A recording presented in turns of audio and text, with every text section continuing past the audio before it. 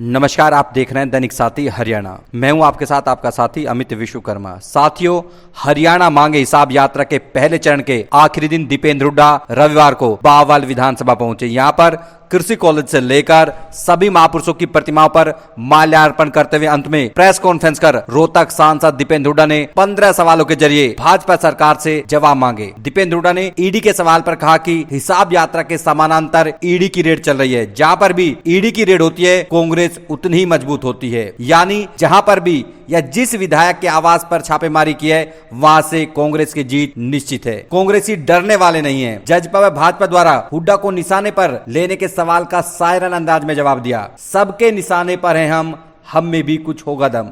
बावल में बंद होती फैक्ट्री सहित बावल से विधायक कैबिनेट मंत्री से भी सवाल पूछे। वहीं भाजपा की चवन्नी से तुलना करते हुए कहा कि भाजपा सरकार में काम चवन्नी का होता है, घोषणा 10 रुपए की करते हैं। वहीं यदि सरकार आई तो सीएम कौन होगा, इसका भी जवाब दिया। वहीं बावल में कुकुर मुत्ते की तरह सामने आ रहे टिकट के दावेदारों को भी नसीहत दे गए दीपेंद्र हुड्डा।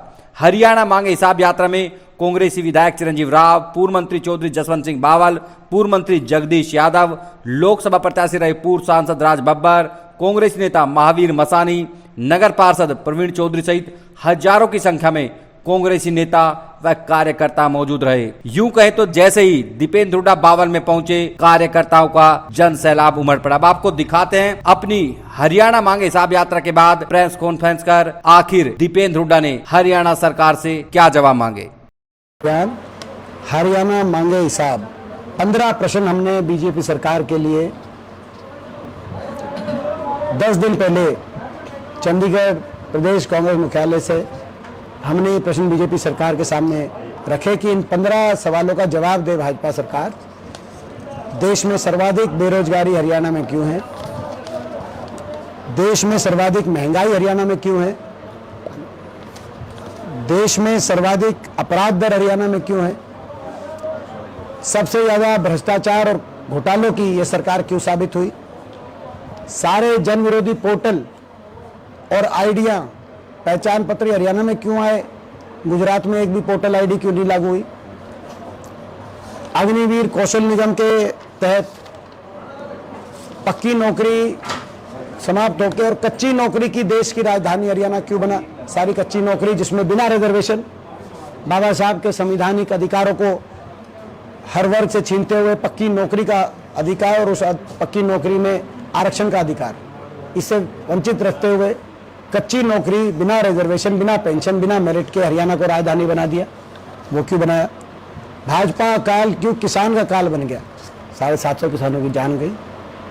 दलित और पिछड़ों की इतनी घोर अपेक्षा, जैसे मैंने कहा कि भाई पक्की नौकरी समाप्त, आरक्षण का अधिकार उन नौकरियों में जो समाप्त होगी वो साथ समाप्त। जो गरीब की सारी स्कीम चल रही थी, 100 गज के प्लॉट की स्कीम, वजीफे की स्कीम, वो स्कीम समाप्त हो गई।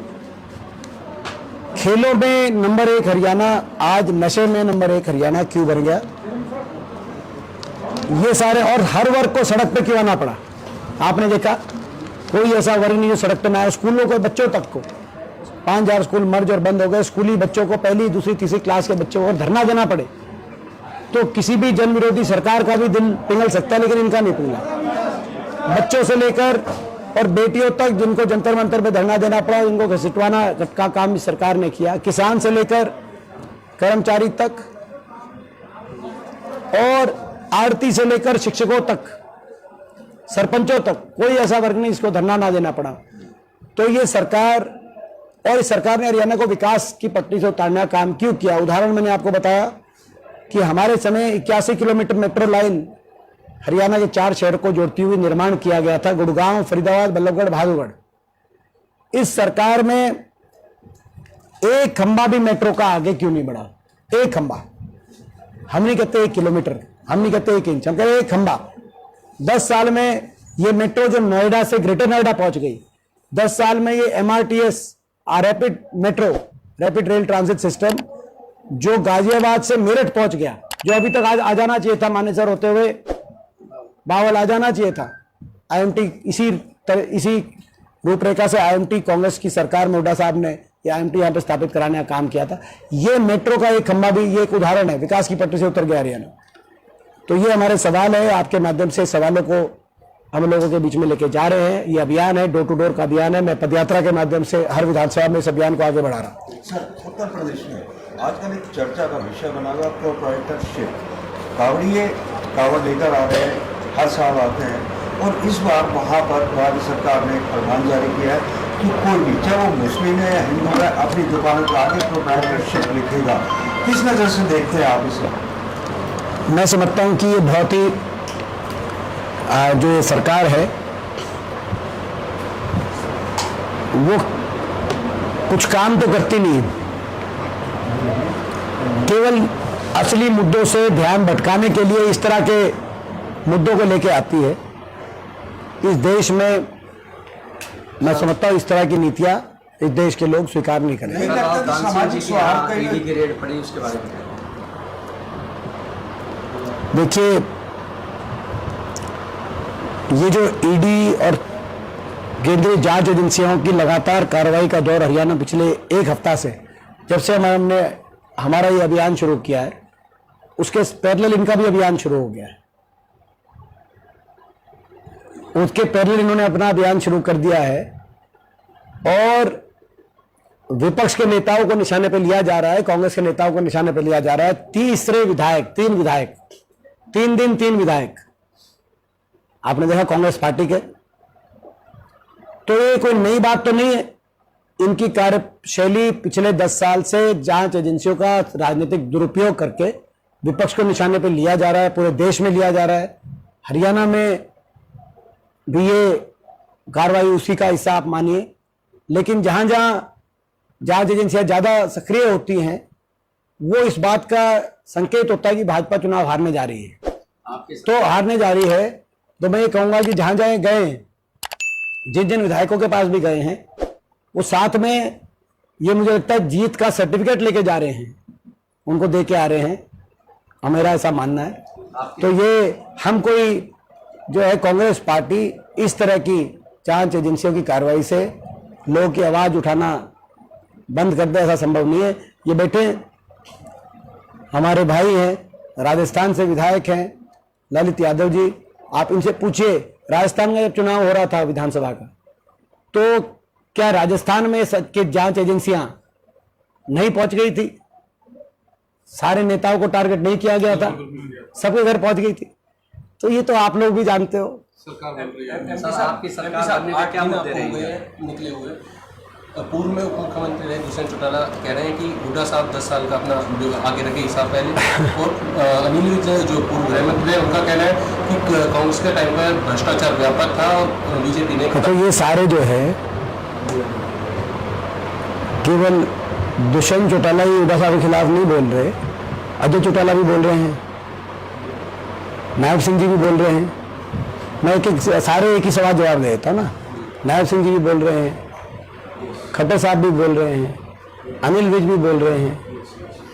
केंद्रीय गृह मंत्री आए थे महेंद्रगढ़ में रैली में, वो भी आपने देखा होगा, जो है वो भी बोल रहे हैं। ये सब हमसे बहुत प्यार करते हैं, तो सांसद महोदय तो हमसे बहुत प्यार करते हैं और सभी के निशाने पे हैं हम। कुछ तो हमें भी होगा दम। तो ये स्वाभाविक बात है, राजनीति में आज कांग्रेस की पक्ष में लहर चली हुई है, तो सभी कांग्रेस को निशाने पे ले रहे। यानी आपके लिए विशेष प्रेम है उनका? प्यार है। जहाँ आप ये सब एक बात बताओ, ये सभी कांग्रेस पार्टी के हुड्डा साहब के खिलाफ क्यों बोल रहे हैं? ये लोग अपनी भी बात रखे। सांसद महोदय, आज पीडब्ल्यूडी मिनिस्टर जो है उनसे हमारी बात हुई, उन्होंने ये कहा कि कांग्रेस अपने कामों का हिसाब देने की बजाय हमसे 10 साल के जो काम है उनका हिसाब मांग रही है।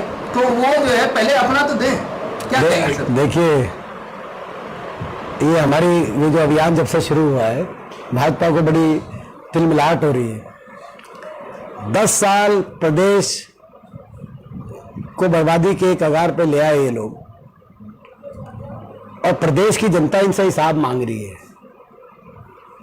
और ये कह रहे हम हिसाब नहीं देंगे। तो इस बारे में तो हम यही कह सकते हैं कि जो मंत्री जी जिनकी बात आप कर रहे हैं, वो बावल का भी हिसाब दें। आज बावल में इतनी दुर्दशा क्यों है? आज जिस महकमे के मंत्री हैं, आज सड़कों का हाल देखो, आज वाटर सप्लाई का हाल देखो, दूषित पानी आ रहा है, पानी की निकासी की परिस्थितियां देखो। बावल में आप वाटर सप्लाई देखो, कितने खोल ब्लॉक के मैं गांव आपको गिनवा दूं जहां पानी नहीं आ रहा। बावल में आईएमटी कांग्रेस सरकार ने बनाई थी कि यहां पर हुड्डा सरकार ने कि यहां पे आईएमटी बने, एक बड़ा औद्योगिक केंद्र बने बावल, जैसे गुड़गांव मानेसर है। लेकिन 10 साल में कोई इंडस्ट्री आई हो तो आप बता दो। हार्ले डेविडसन की, एटलस की कितनी फैक्ट्रियां बंद हो गई या दूसरे प्रदेशों में चली गई यहाँ से, जो हमारे समय आई थी। हाँ, एम्स का आप देखो, 10 साल केवल घोषणाएं करी, काम क्या किया एम्स पे आप वो बताओ। 10 साल में बनाओ आप एम्स देखो। हमारे समय आपको याद होगा, सब डिवीजन बनने की जब बात आई, लोगों ने मांग करी, हुड्डा साहब ने घोषणा करी, शाम तक एसडीएम आ गया था जिस दिन घोषणा हुई थी। यहाँ सब डिवीजन छोड़ो, तहसील छोड़ो, सब तहसील मनेठी की बिल्डिंग की रिपेयर की क्या व्यवस्था आप बताओ। आज वो जो मंत्री हैं वो पहले बावल का हिसाब दे, उन्होंने बावल के लिए क्या काम किया वो बताएं। लोगों ने उनको मौका दिया है, क्या लोग उनसे काम ही नहीं पूछ सकते बावल के कि बावल में क्या काम किया है? तो मैं समझता हूँ जो है मंत्री जी पहले अपना हिसाब दें सर, तो अच्छा होगा। आपको ध्यान होगा कि सरकार ने एक घोषणा की थी कि स्थानीय उद्योगों में 75% स्थानीय युवाओं को रोजगार मिलेगा। जहाँ बैठे हैं ये औद्योगिक क्षेत्र है, कितना स्थानीय लोगों को रोजगार मिला, इस पर क्या वो बाटला साहब आपको पता है, उत्तर भी आपको पता है। इनकी 100 बात की बात ये है, ये प्रदेश के लोग भी समझेंगे, आप भी समझेंगे जो मैं कह रहा हूं। ये काम चवन्नी के करते हैं, घोषणा 10 रुपए की करते हैं। सर, अगर सरकार बीजेपी की आप इस बात को गहराई से लेना जो मैं कह रहा हूं। काम ये चवन्नी के करते हैं और ये घोषणाएं 10 रुपए की करते हैं। ये बीजेपी की एक कार्यशैली का हिस्सा बन गया है। अभी भी आप देख रहे हो घोषणाएं कर रहे हैं। लगता है कांग्रेस की सरकार आएगी तो युवाओं की ये अपेक्षा पूरी होगी। देखिए, मैं समझता हूं कांग्रेस की सरकार अगर आएगी तो प्राथमिकता हरियाणा के युवाओं को, जो आज देश में सबसे ज़्यादा बेरोजगारी की चपेट में है, देश में सबसे ज़्यादा नशा आज हरियाणा उसकी चपेट में है। हरियाणा के युवाओं को हरियाणा में अच्छे रोजगार के अवसर मिले, सबसे बड़ी प्राथमिकता कांग्रेस की रहेगी। उम्मीदवार टिकट की दौड़ में क्या लगता है आपको? बहुत सारे प्रकार की दौड़ हुई है और अगर इतने ही टिकटार्थियों ने पहले मेहनत की होती तो आज राजभवन से सांसद होते। नहीं तो बड़ा अच्छा देखो आया हमारा बावल में 40,000 वोट बड़ी है हमारी पिछली बार के मुकाबले। बावल में 40,000, कोसली में 45,000 और रेवाड़ी में भी 38,000, 36 से 38,000 वोट बढ़ी है पिछली बार जो कांग्रेस को मिली थी। तो जो रेवाड़ी के तीनों विधानसभा सीटों पर मेहनत ना करी होती तो 1.25 लाख वोट बढ़ी है रेवाड़ी में, तीनों विधानसभा सीटों को कांग्रेस पार्टी की। हाँ, बहुत से कांग्रेस के कार्यकर्ता टिकट मांग रहे हैं और पार्टी के पक्ष में इतनी लहर होगी तो हर कांग्रेस का कार्यकर्ता भी टिकट आज ये मान रहा है कि किसी को भी टिकट मिलेगी वो जीत सकता है। तो कांग्रेस के बहुत से संभावित उम्मीदवार अपनी प्रयास कर रहे हैं, मगर हमारी टिकट वितरण की पार्टी की अपनी प्रक्रिया है। ये भी यही दर्शाता है कि क्या स्थिति है कि आने वाले समय में सरकार बनती है, बहुमत मिलता है तो मुख्यमंत्री चेहरा कौन होगा? देखिए, सरकार कांग्रेस की प्रचंड बहुमत से बनने जा रही है। हमारी पार्टी की अपनी प्रक्रिया होती है, उस प्रक्रिया के अनुसार बाकी के फैसले लिए जाते हैं। आज हरियाणा में चौधरी भूपेंद्र सिंह हुड्डा जी के नेतृत्व में जो हमारे नेता विपक्ष हैं, चौधरी उदय भान जी की अध्यक्षता में सभी कांग्रेस के नेताओं के योगदान से और सभी कांग्रेस कार्यकर्ताओं की मेहनत से और हरियाणा की जनता के आशीर्वाद से कांग्रेस के पक्ष में बहुत अच्छा माहौल हरियाणा में बनता जा रहा है। बाकी हमारी प्रक्रिया होती है, उसके अनुसार ही।